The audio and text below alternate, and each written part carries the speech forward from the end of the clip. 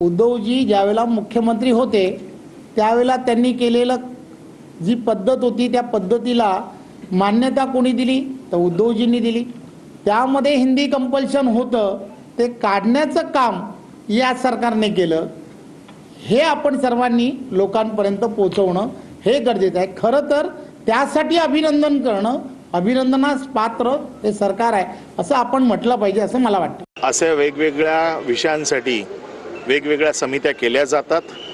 माशेलकर साहेबांची देखील समिती केली गेली होती, त्यांनी अहवाल दिला, कॅबिनेटमध्ये आला, परंतु त्याच्या बाबतीत पुढे कुठलाही विचार न करता तो अहवाल तसाच उचलून बाजूला ठेवला गेला। त्यामुळे आता जे सरकार सांगते की आम्ही केलं म्हणून ते करतात हे खोटं बोलतायत। आता हे प्रकरण त्यांच्या अंगाशी आलेलं आहे आणि म्हणून त्याच्यातनं ते वाचण्याचा प्रयत्न करतायत।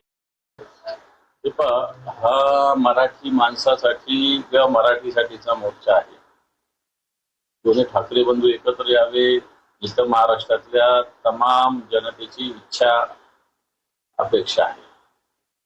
वाटतं ते येतील, परंतु आजच्या घडीला जे महाराष्ट्रामध्ये हिंदीचं सक्तीकरण करण्याचा प्रयत्न मोदी शहांचे महाराष्ट्रातले चमचे हा प्रयत्न करतात, मला वाटतं हा आणून पाडला पाहिजे। मी तर म्हणेन ते दोघं किंवा अजून कोणी हे सगळे गैरसमजाचे बळी आहेत। गैरसमजाचे बळी पडून आणि गैरसमज अनावधानाने किंवा प्रयत्नपूर्वक पसरवू नये। जे सत्य आहे ते लोकांसमोर मांडावं। आम्ही मराठीचे समर्थक पण हिंदुस्थानी भाषांचे खुनी नाही। मराठी माणसासमोर भाजपची भूमिका आणि सरकारची भूमिका स्पष्ट आहे। मराठी साहित्यिकांसमोर स्पष्ट आहे। मराठीचीच सक्ती आहे, हिंदीची नाही।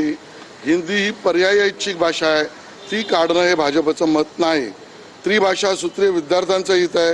गैरसमज पसरवणाऱ्यांनी गैरसमज काढावा आणि राजकीय याच्या पुढे कराल तर राजकीय उत्तर आम्ही देऊ।